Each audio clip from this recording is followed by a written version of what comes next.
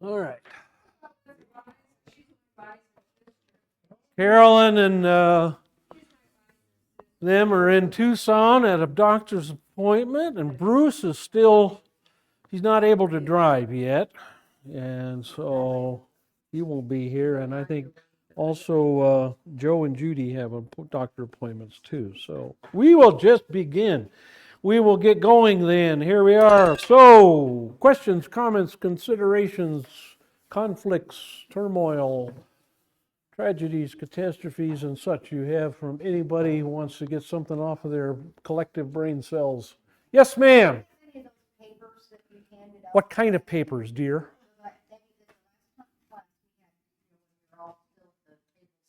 Uh-huh.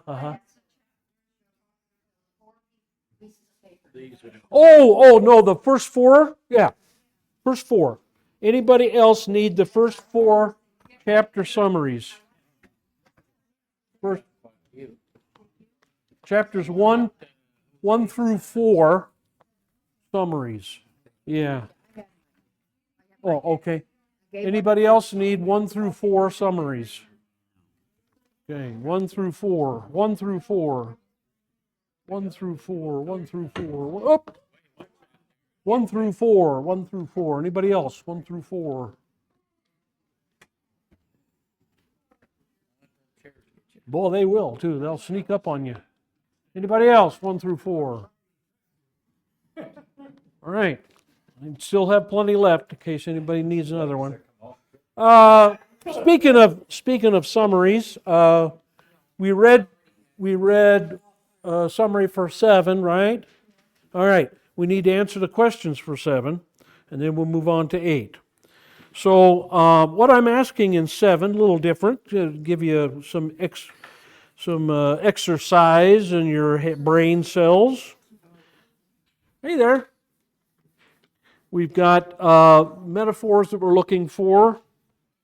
In this. And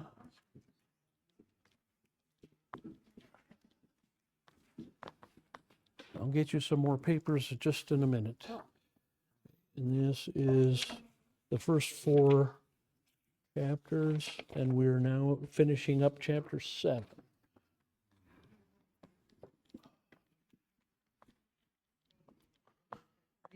So metaphor, everybody knows what a metaphor is. Metaphor uses the words like, as, okay, something like, all right? So the Bible doesn't always use that same terminology, okay, but they will use picture language anyway, and so they still qualify as a metaphor, all right? So in verses 3 to 7, there's a long metaphor there, a lot of verses about that, where he talks about these adulterers. They're like heated by a baker in an oven, and talks about dough that's unleavened, and go on about that, and more about the oven, the flaming fire, and so on and so forth. How would you describe that metaphor? The metaphor of what, first of all? What are we talking about? What kind of item would you say we're talking about here in 3 to 7? Well, we're talking about evil. Well, yeah, but what items? Let's pick the physical thing first, and then the spiritual representation. So the physical item that we're actually talking about, that we're comparing things to, is what? Bread. Yeah, I think it's bread. I don't think it's really the oven, but it's bread. So what he's talking about here is that their activity is like bread. It's baked, okay. It's leavened, and remember, what is leaven usually compared to in the Bible? Sin, that's right. So leaven is usually sin, evil, wickedness, things like that. Not 100% of the time, but most of the time, especially in the Old Testament, that's the whole idea behind the unleavened bread, festival of unleavened bread that starts with Passover and goes on for 7 days. Okay, so the first thing, the physical thing is bread, and the spiritual thing is what then? Their hearts are an oven. They're baking that bread. What about the bread? It's leavened. Okay, so it's sinful. All right. Okay, but as the spiritual comparison there is this leavened bread, this rising bread, is like idolatry. Okay, it's like idolatry.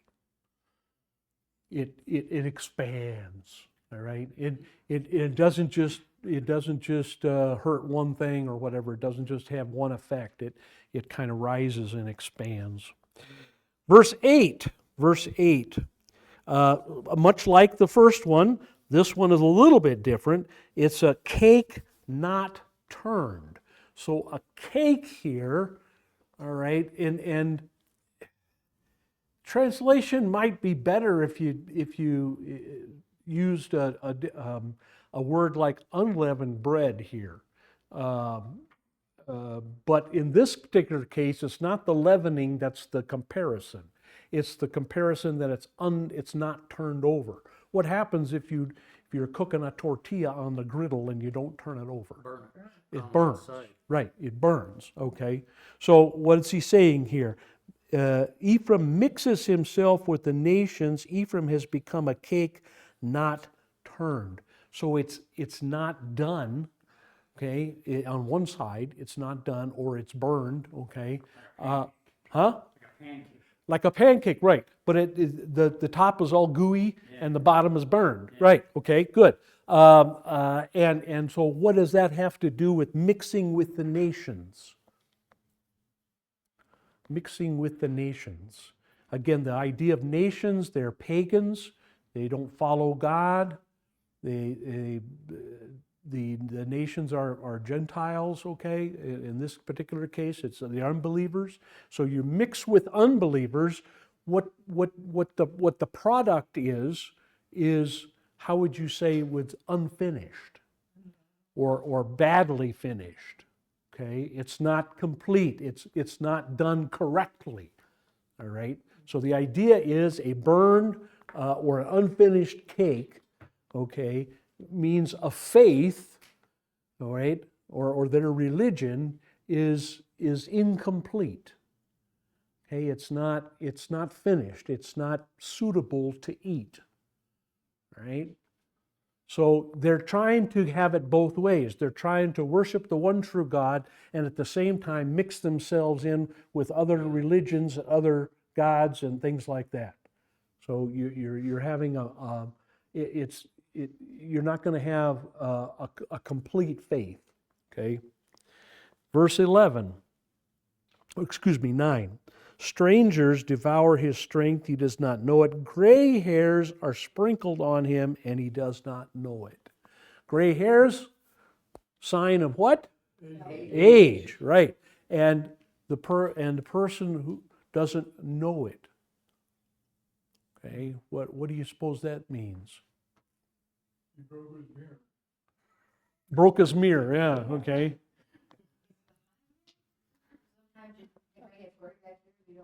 You don't notice it? As you get greater, you get wisdom. You're supposed to, yeah, right, right. Still younger than you. Okay, that's close. All right. So a person who's not over the hill, but let's say getting up there and says, "Well, I can win the marathon." Yes, ma'am. He's still 40 years old when he's 80. Talking about somebody in a Mustang, maybe? Yeah, okay. Right. It's like my dad once in a while, and when he was in his 60s and 70s, he would be cruising the ranch, and he'd go by a field, and he always had never went anywhere without a shovel in the back of his truck, and he'd see water, an irrigation field or whatever, a field being irrigated, and then well, I can move that water along, or there's a border that's not finished, and so he'd jump out of his truck and grab his shovel and jump over the ditch and run over there and start shoveling, and then pretty soon he'd be coming home and he'd be he doesn't realize. Okay, so what's the picture here? The picture is they should know better. They should know better. They should know not to follow these false gods. They should know not to follow idolatry. They should know not to follow these other nations. Okay? Like a person who's gray and still tries to lift 1,000 pounds or whatever. I mean, you should know better. Don't try that stuff. You should you're doing things that are foolish. Okay, I guess you could say even foolish. Those other nations are devouring their strength. Well, yeah, absolutely. The other nations are taking all the good and not giving them anything decent in return. Verse 11. A silly dove without sense. So as when we talked about this, I told you that the translation here is really could be a drunk.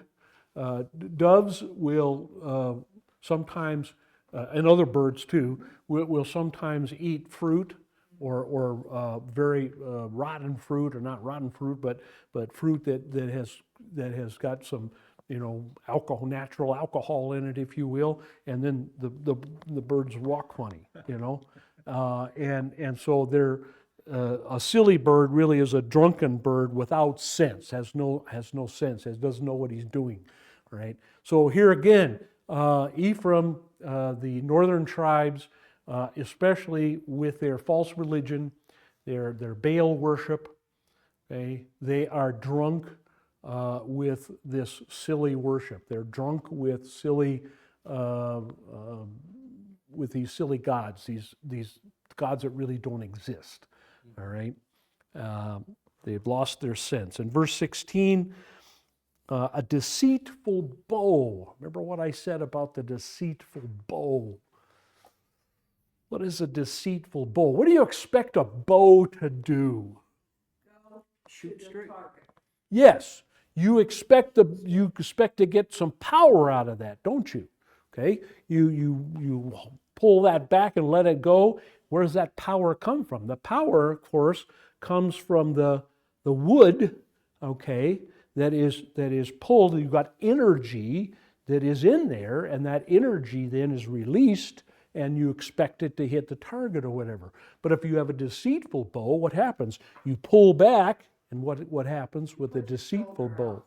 Okay, well, a lot of times if they're not made right, they'll break, right? They'll break. Or if they're not made right, they have no flexibility. You let the arrow go and it goes, right? It doesn't accomplish its purpose, all right? A deceitful bow is worthless. A deceitful bow is useless, right? I was reading an article the other day about the Mary Rose. Anybody know about the ship Mary Rose? Very famous ship. It was a ship built in the time of King Henry VIII.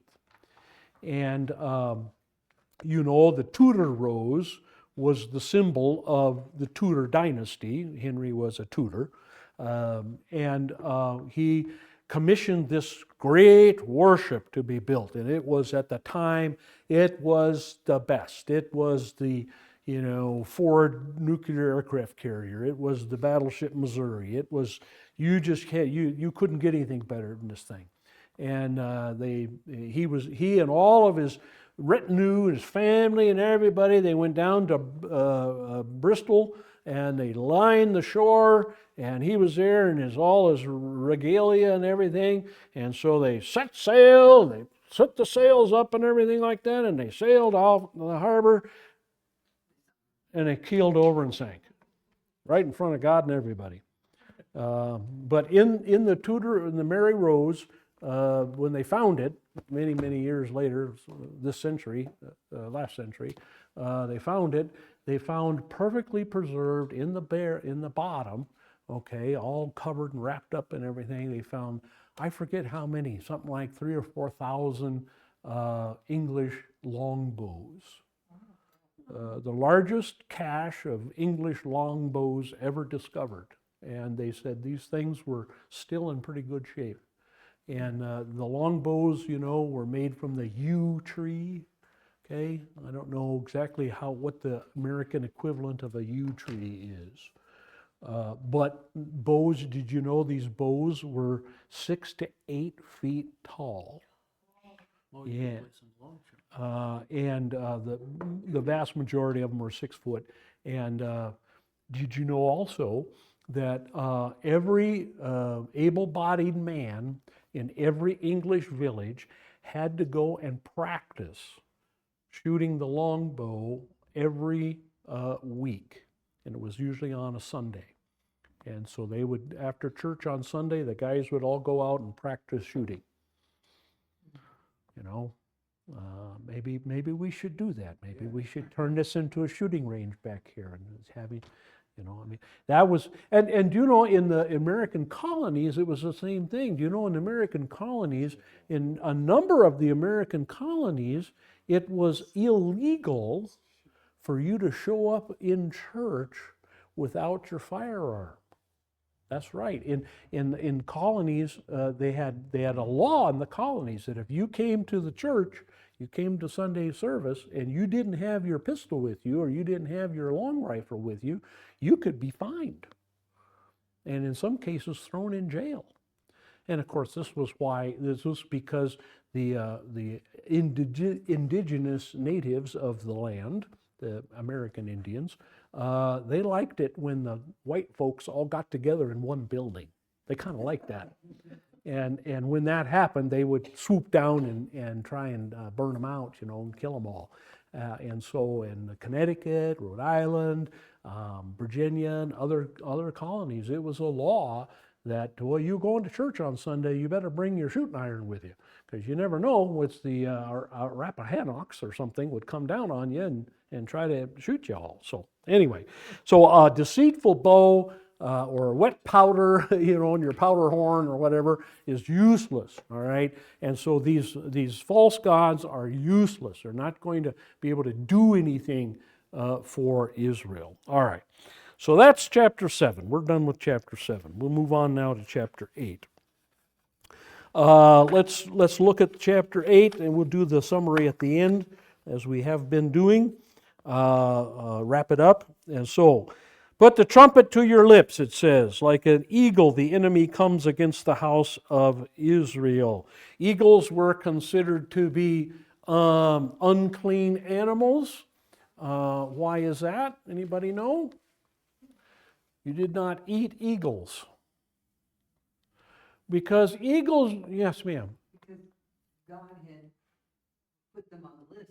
Well, yeah, why did God put them on the list?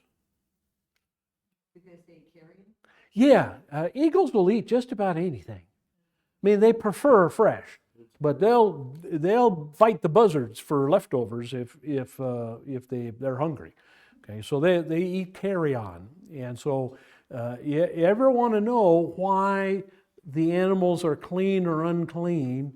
That's usually the reason. Okay, it's what they eat.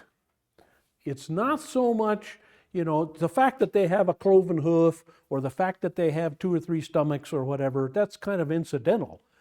It just so happens that critters that have a cloven hoof and have more than one stomach, they don't eat dead stuff, usually.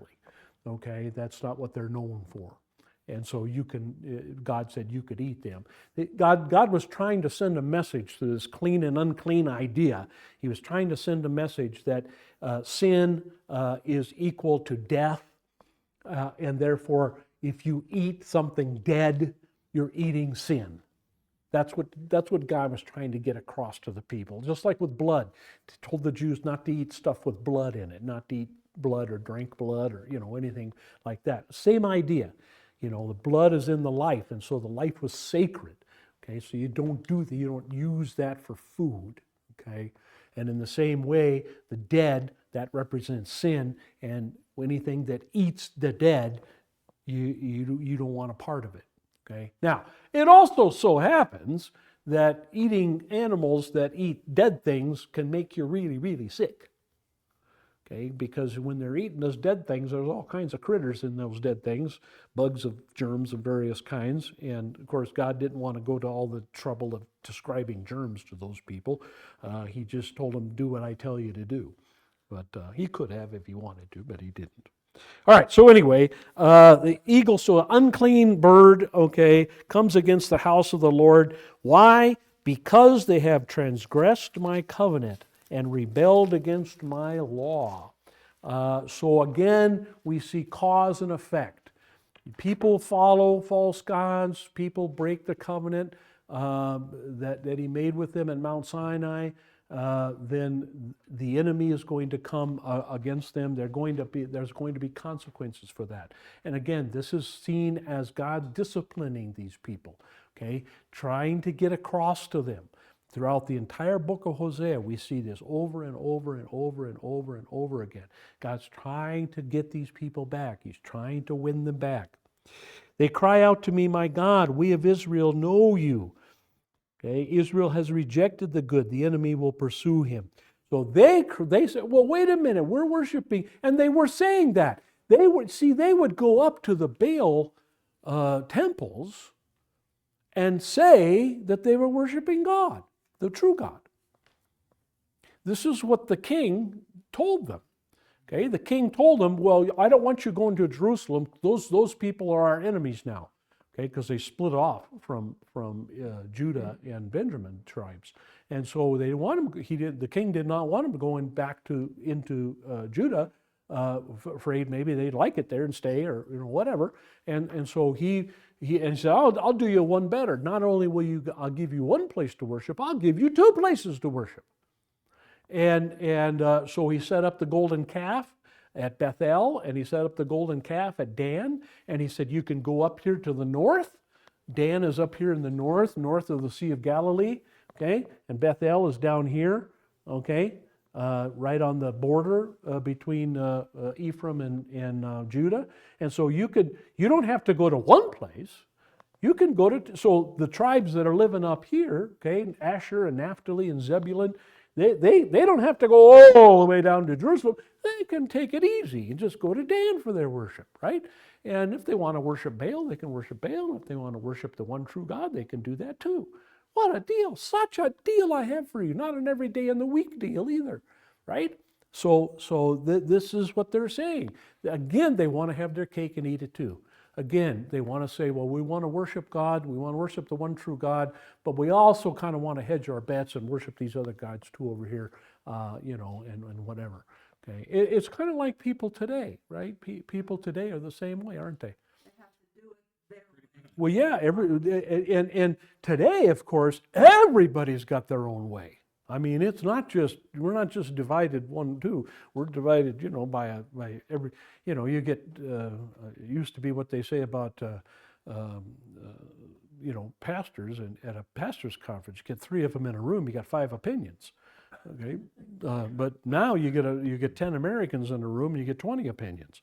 Everybody's got their own opinion, and everybody's opinion is sacrosanct. Everybody's opinion is, hey, my opinion is just as good as yours. Okay, that's the idea, all right?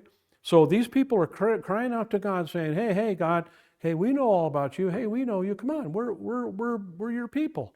And at the same time over here, they're worshiping these false gods. Come on. Israel has rejected the good, okay? And that's, again, why the enemy is after them. They have set up kings, but not by me. Ooh, yeah. They set up their own king. And, God said, you guys want a king? That's not a good idea. Let me tell you. That's not it. When they asked for a king, God told them, you don't want this. You think you want this, but you don't want this. Because when you have a king, and, the only reason they wanted it is because everybody else had one. Well, everybody else got a king. We need a king. Okay? And God said, no, when you get a king, guess what? He's going to draft your sons in the army. And he's going to, kidnap your daughters for his harem, and he's going to tax you, right? and he's gonna put all kinds of labor on you. He's gonna put all kinds of projects on you. Okay, you don't want that. You don't want that. You're better off without it. All right. If you've never done it, you should sometime read all about the Articles of Confederation and the complaints about that by a lot of our founding fathers that went then established the Constitutional Convention. Anybody know what one of the complaints or some of the complaints were? You know, we had a different constitution. We had the Articles of Confederation that served us, that was our defining document all during the Revolutionary War, which went on how many years? 7 years. 7 years. Yeah, longest war we've ever had in official terms. 7 years. And then lasted another 7 or 8 years. So, you know, it was our document for almost 2 decades. It was it was the rule of the land for 2 decades, just about. But there was all kinds of complaints. People always complaining about it. At least the industrial class, all right?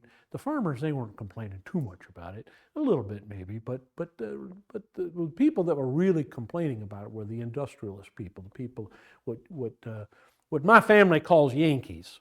They were complaining. And what was their complaint? Well, did you know, before the Constitution, every state has its own currency. Yeah, every state had its own currency. And every state could choose whatever it wanted to back its currency. It could say, well, our forests are back of our currency. Our currency is backed by our magnificent forests that they were selling to make masts for ships, like in Maine. Maine was, by the way, part of Massachusetts in those days. Maine and Massachusetts was one state. See, learn something new every day, don't you? Isn't that amazing? Anyway, so yeah, the complaint, I'll make it simple. The complaint was we had sovereign states. Now, some people will try and tell you today that all the states, 50 states are sovereign. They're not really, but that's what they'll try and tell you. But they were really sovereign. Every state had its own army. Every state had its own money. Every state had its own tax system, its own tariff system. Every state had its own rules and regulations and laws and everything else. And so it was very difficult for the industrialists up in Massachusetts, around Boston and New York and places like that, and Albany and whatever. It was very difficult for them to send their finished manufactured products into North Carolina or Georgia or wherever like that, because they would tax the ever-loving snot out of them. Okay? Because the South, the colonies in the South, they were agriculture. But they wanted to have factories and stuff like that, but nobody would invest over there because they didn't have enough people living there. All the people, the workers for these factories, were all living up in Massachusetts and Connecticut, you know, and everything like that. And so the South said, you know, unless we tax these yahoos and unless we make them much money, nobody's ever going to build a factory down here. And that's exactly what happened. Once the Constitution got in, then that's exactly what happened. And when the war between the states happened, you had 1/10 of the factory manufacturing capability in the Confederate States than you had in the Union States. And that was on purpose. The people in the Union States or the people in the North, they did not want factories down there. Absolutely not. They did not want factories down there.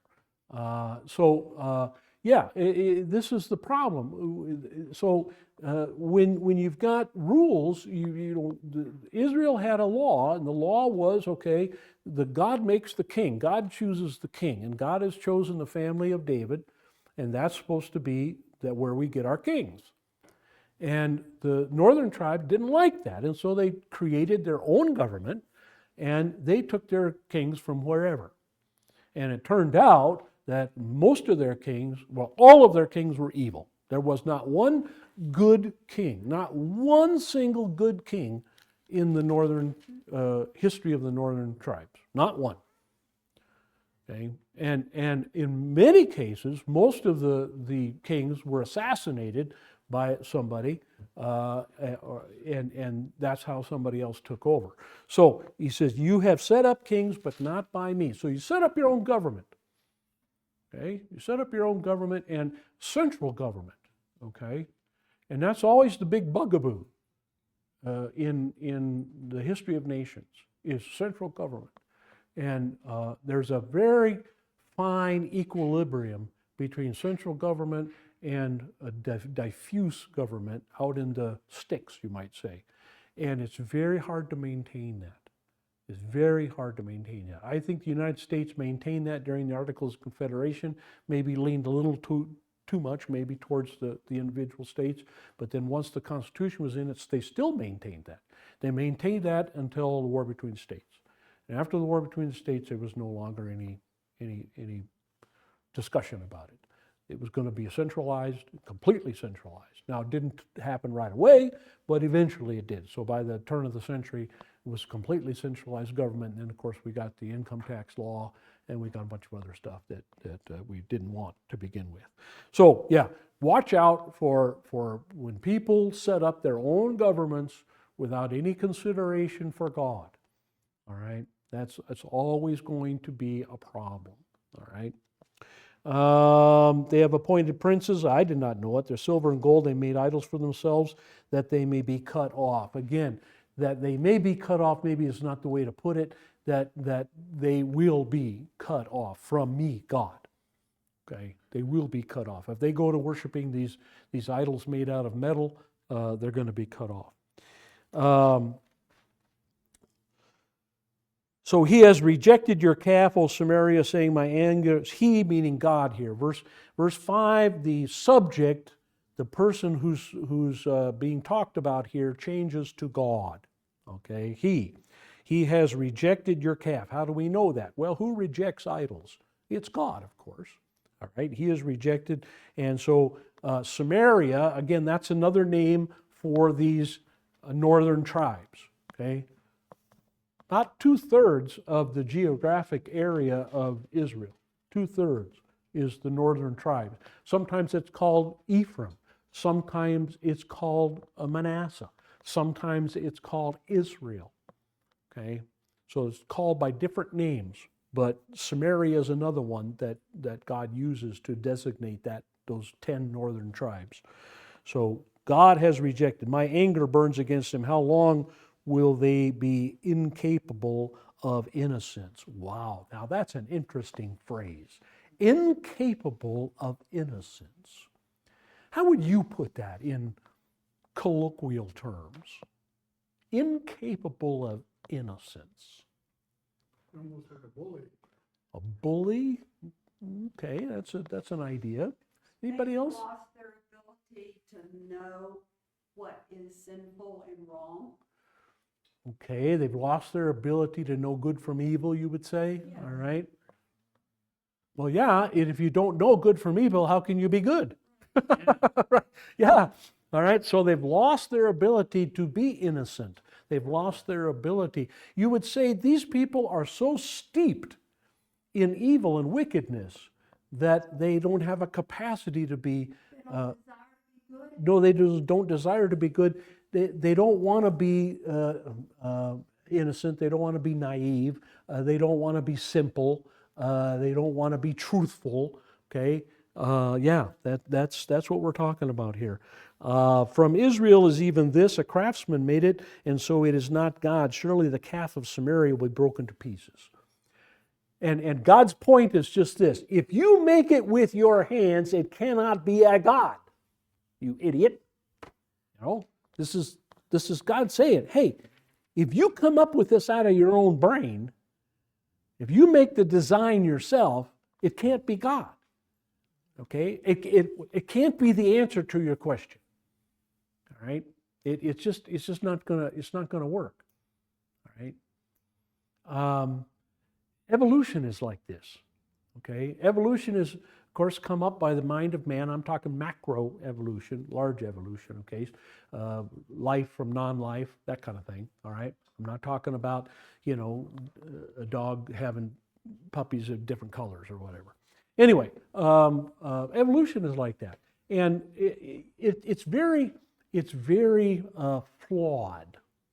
All right. You've maybe seen, I don't know, you may have seen pictures of, there's one, for example, of a hammer, a metal hammer with a handle on it, and it's embedded in a seam of coal. And the experts, of course, will tell you that the coal was formed 2 million years ago, or 3 million years ago, or 4 million years ago, long before humans were supposedly walking the earth, and certainly long before they were making metal hammers. And yet you've got this hammer embedded in a seam of coal. There's all kinds of things like that. There's tree trunks, or go to the Grand Canyon. There's places in the Grand Canyon where you've got all these, the Grand Canyon is full of all kinds of striations, but there are certain places there where the striations are there, and there's a tree trunk going through all of them, which again can't happen in evolution. That simply cannot. That's not possible to happen. All right. They've got all kinds of, they've done experiments. My dad did an experiment. This was way back in the 30s. He did, late 30s, early 40s. He did an experiment. He was in the Agriculture College, University of California. And they've repeated this experiment many times, by the way. But his experiment, he was one of the first to do it, was to take Drosophilus meningitis. You know what that is, Drosophilus meningitis? Drosophilus meningitis is a fruit fly. And they like to use fruit flies because they have many generations in a day, all right? And so what his thing was to find out if introducing light or heat or cold or radiation, get a little uranium, put it there, or whatever would cause mutations to happen, and that these mutations would be beneficial after many, many generations, and that the fruit fly would actually improve in some way. And so he ran this experiment throughout an entire semester, and I don't know how many generations, 50,000, I don't know how many generations, but a lot of generations of these, and nothing changed. No mutations occurred at all. Not bad ones, not good ones, none, zero, nada. Okay, and they extrapolated this out. They didn't have computers in those days, but the mathematicians extrapolated this out and said the possibility of beneficial mutations actually improving a species was 1 in a bazillion. It was off the charts. They still do these exercises. I just read about another one just done over in the East Coast someplace at a university over there, again with fruit flies, and again, no proof. Last one, real quick. The amoeba that produces malaria, okay? It is interesting. It's one of the few that has I would call it a propeller. Okay, it has a tail, but it has a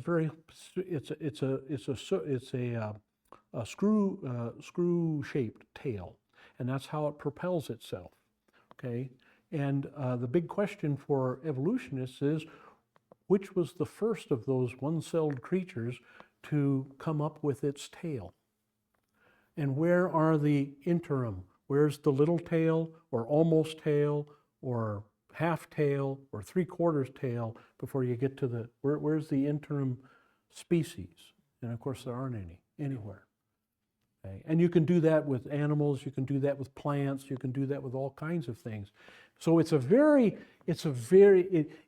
sold to your children and your grandchildren in school. It's sold as a done deal. This is the truth. Okay? But if you look just a little closer, you see all kinds of holes. There's more holes than you can shake a stick at in this thing. Okay? Someday, if you're bored and you don't have anything to do, which I know that's never happened, but find a book or two. He's written 3 or 4 of them by this guy. His name is Behe. And his best book, I think, is called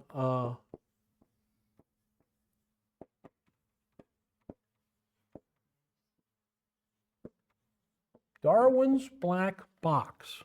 Can't think of his first name right now, but Daniel, I think, maybe, I don't know. Anyway, his name is Behe, and he wrote a book called Darwin's Black Box. Now, he started out as an atheist. He started out as a thorough evolutionist. Okay? He's a big scientist. He's very famous, and he's very well known and very accomplished. Okay, all kinds of awards, right? And he wrote this book, Darwin's Black Box, to try to figure out, to answer some of these questions that I've been talking about. And by the end of the book, he don't believe in evolution no more. And it's a fascinating read. Michael Behe. Thank you. So the false gods will be broken to pieces, and of course that's exactly what happened. Verse 7, they sow the wind, they reap the whirlwind. Boy, where have you heard that before? You ever want to know where that comes from? Now you know. Okay? Sow the wind, reap the whirlwind. There you go. Hosea chapter 8, verse 7. Bingo. There you go. The standing grain has no head, it yields no grain. Should it yield, strangers would swallow it up. So your fields are not productive, and even if they were productive, the enemy would come in and take everything from you. Verse 8, Israel is swallowed up. They are now among the nations like a vessel in which no one delights. No one wants a broken boat. Okay? No one wants a broken boat. You ever wonder what happens to all these boats that wash up on the shore with the migrants in them? At least once a week or twice a week in a lot of cases. Well, until last January. In the past 4 years, anyway, at least once or twice a week, a boat that they refer to as a panga, P-A-N-G-A, panga, would be chock full of people from Mexico, China, wherever, and they take off from Mexico and they go out in the Pacific and they come up north and they wait until they're across from San Diego Beach someplace, and then they head into shore, and they do that 1, 2, 3 o'clock in the morning, and they beach the thing, and everybody piles out and they run off in every direction. And usually the Coast Guard spots them. Not usually, I would say about half the time the Coast Guard spots them and they're waiting for them there on the beach.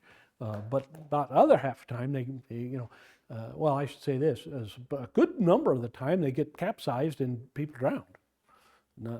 But anyway, so they confiscate these boats. And they've confiscated hundreds and hundreds and hundreds of them. And nobody buys them. Nobody, when the auction comes up, they auction government equipment, they do that around here once in a while, auction government equipment. Nobody buys them. And you wonder why.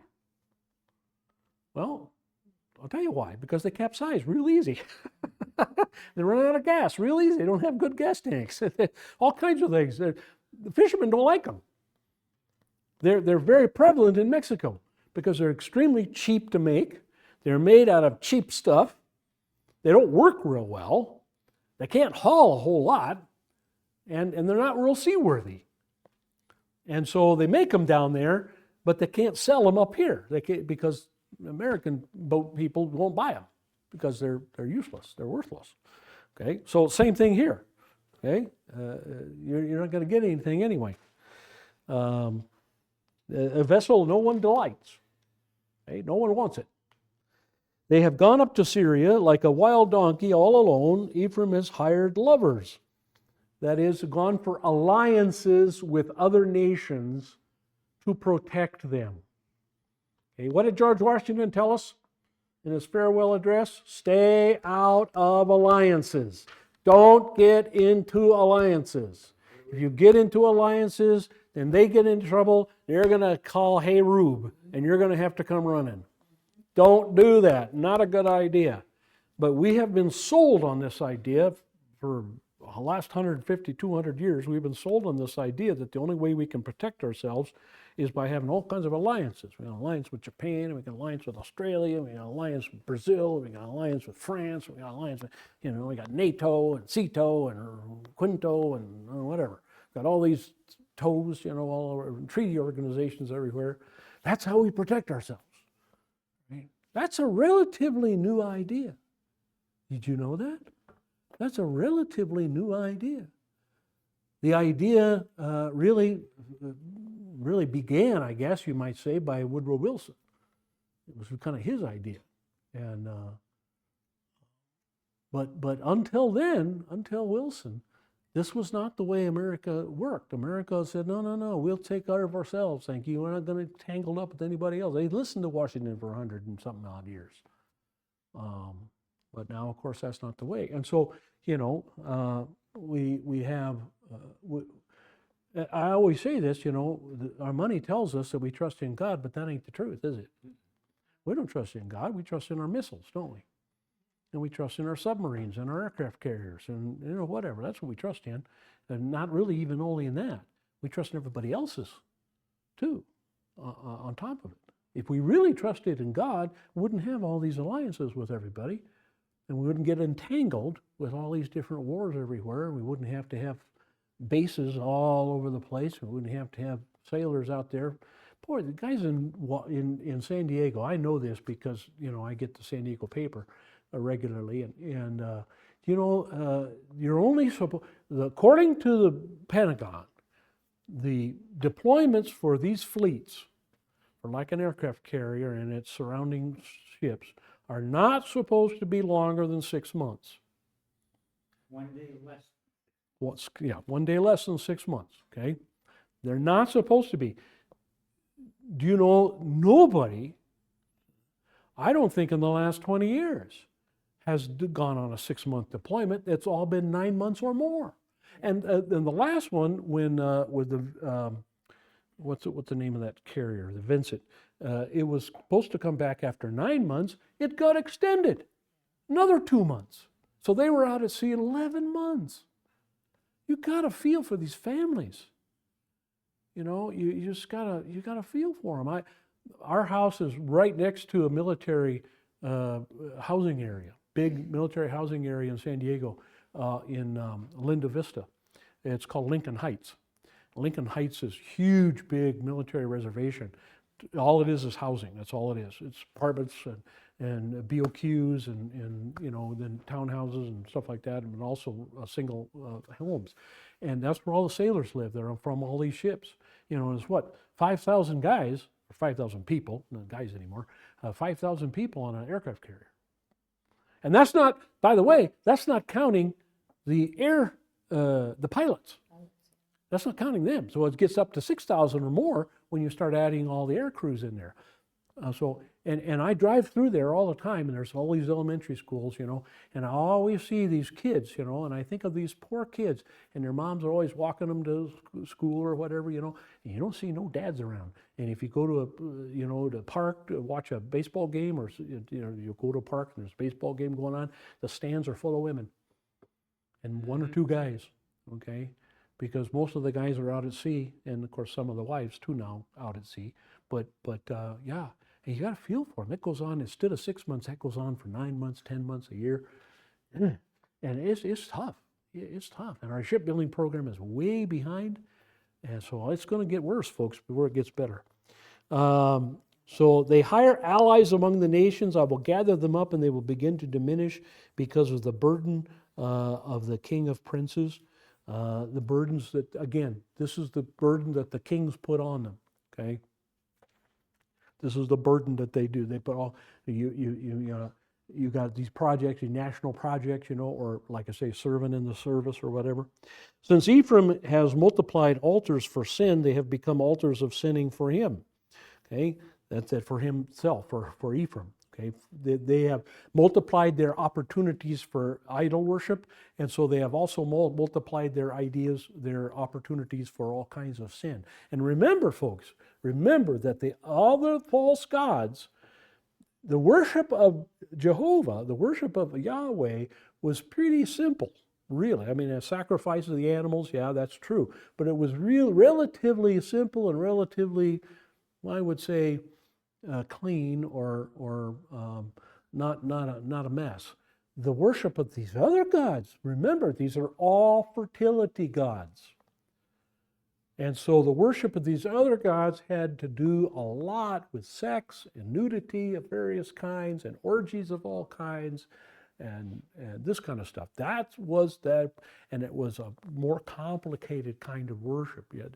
And this is what they're messed up in, okay? I wrote for him 10,000 precepts of my law they regarded as a strange thing. Now, of course, there are not 10,000 commandments. Yeah. This is God's way of saying, I wrote a perfect law. Okay? What does the number 10 represent in the Bible? Perfection, completion, more than that. Completion, okay? So I gave them a complete law. I gave them everything they needed to do. And they made up more junk, okay? They regard it as a strange thing.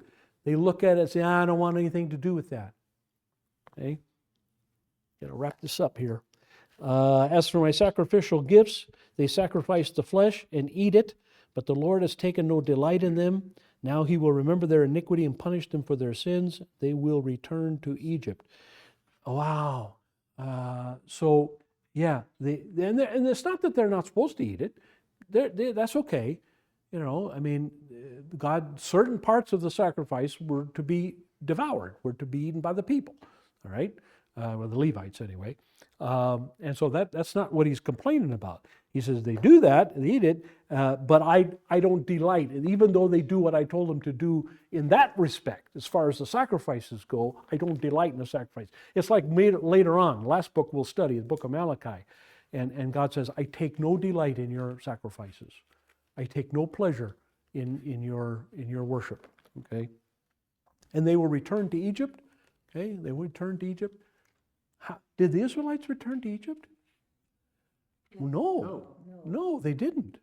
Well, then how are they going to return to Egypt? Well, they're not going to return to, yes, ma'am. Egypt was slavery. Yes, thank you. They're going to return to bondage. That's right. They're going to return to slavery. They're going to be swallowed up, as the one verse already said, they'll be swallowed up by the Gentile nations. For Israel has forgotten his maker and built palaces, and Judah has multiplied fortified cities. Notice, every once in a while, God throws in a little chink here towards the southern tribes too, because they're not much better. They're a little bit better, but they're not much better.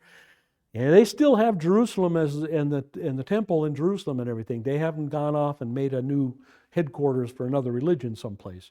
But that's about it. They're in many cases, Judah was just as bad, if not worse, than the northern kingdom. But I will send a fire on its cities, and it may consume the palatial dwellings.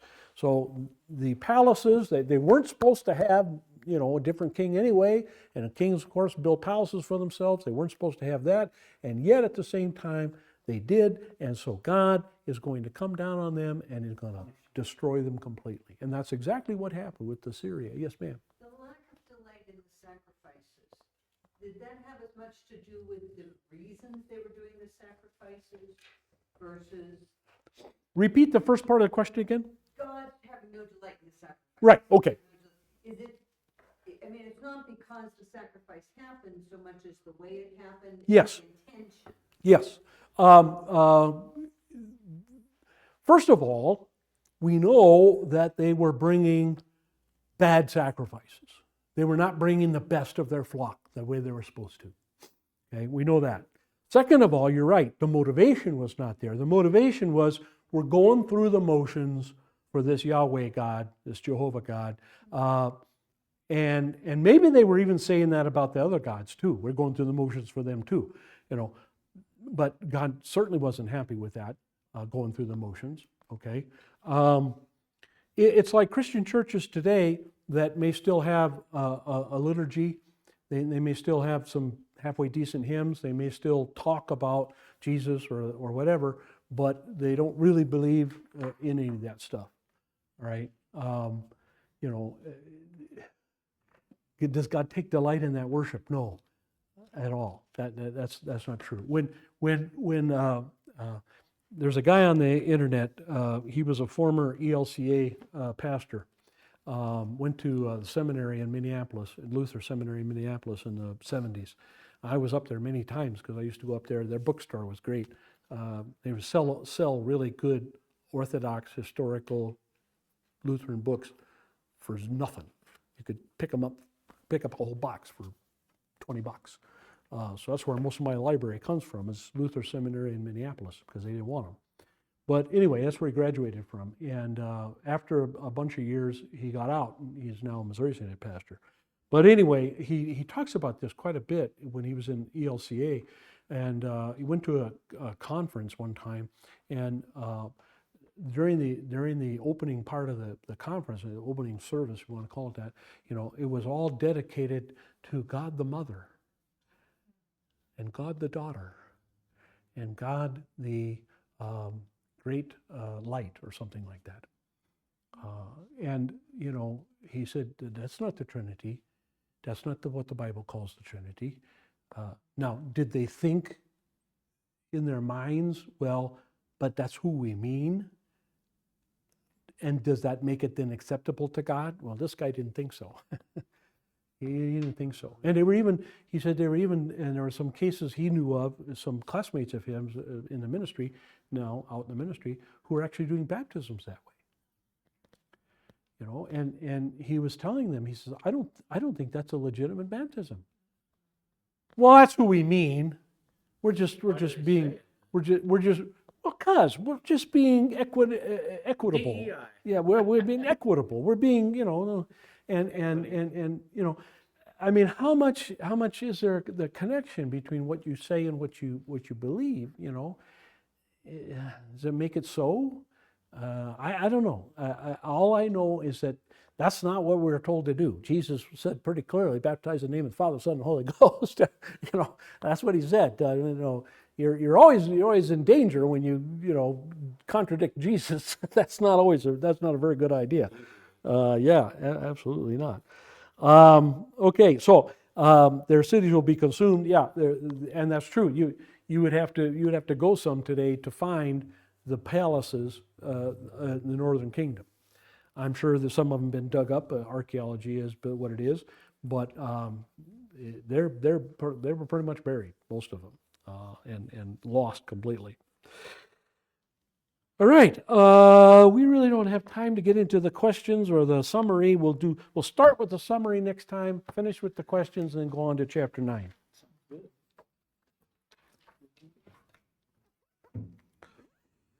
Comments, questions, or anything else? If you got 4 minutes, you want to yak about something, you shoot right now, or we'll let you go. Southern tribes, Yes. Israel and Judah.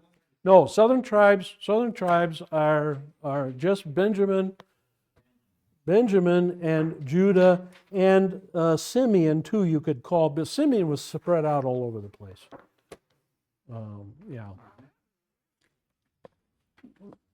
The first 3 sons, they wound up with no property. They didn't get a territory. The first. Well, that's not really spread out when you start to think about it. It's from the Mediterranean Sea to the Jordan River. Probably at its widest point is maybe 30 miles from here to Benson. That's it. That's 30 miles. Okay, and from Beersheba, or even from Kadesh Barnea, all the way to Dan. Maybe here to Phoenix, not even. Maybe here to Tucson, or maybe Oro Valley. Yeah, not that spread out really. It was a pretty compact area. It was, and yet at the same time, the thing that's kind of fascinating about that is that how not just God in the Bible, but people of that time described it as incredibly fertile.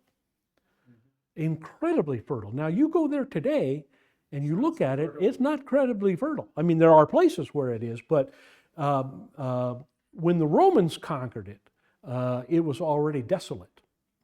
I think it's been desolate since the time of the Babylonian captivity, in that era in there. But it was incredibly fertile, so you could support a lot of people in what we refer to as Palestine. Yeah, yeah, yeah. You could support a lot of people in that area. And that's without tractors, and silos, whatever. But yeah, it was called the land of milk and honey for a reason. Yeah, and yeah, but yeah, the bottom two is just two tribes. The top is the 10, but those aren't the 12 sons. Okay, remember, because the 12 sons they lost their places. Okay, they lost their places for rebelling and for sin. Levi and Simeon, okay, and all those, they lost their places. So anyway, all right, let's close. May the grace of our Lord and Savior Jesus Christ, the love of God the Father, and the fellowship of the Holy Spirit be and abide with us all. Amen. Amen. All right. Spencer, Yes. very interesting for me to understand from what this scripture says. Uh-huh. You reap what you sow. Oh yeah. Oh yeah. Yeah.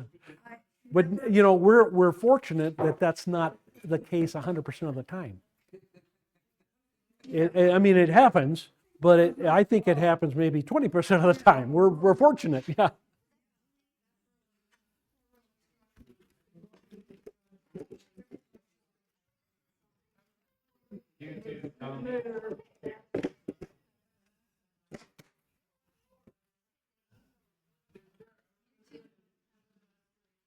Bernie, did you fill out an information sheet for me? No.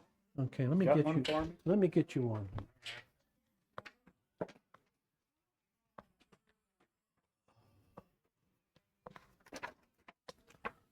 Okay. And I know you guys aren't an official couple yet, Yeah. all right? But give me some of her information Okay, too, just I so I will. have it. Okay, like a birth date or All right. whatever. Sounds Okay. good. Appreciate All right. it. Thanks. You bet. Sunday. Uh-huh.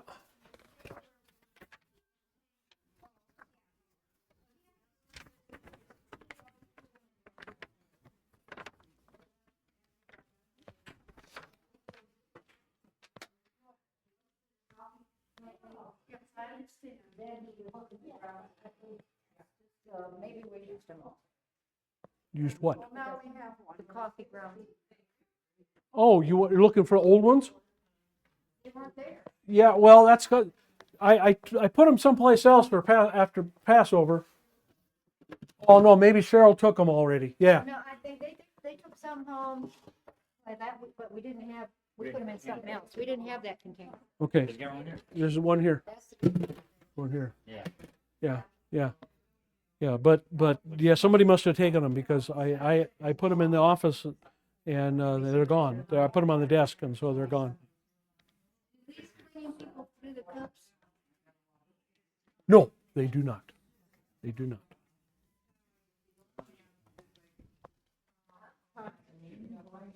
Yeah.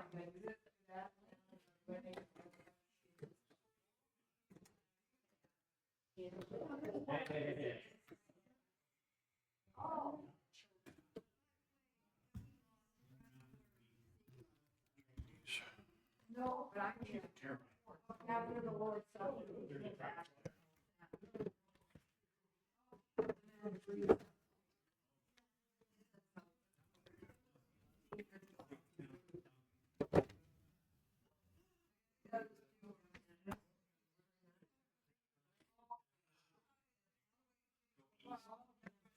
And then cheese and then more chips. And we build it out.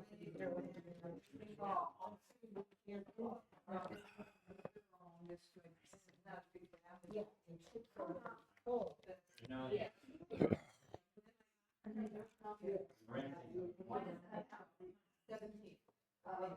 That's gonna be a lot. Or 10 times.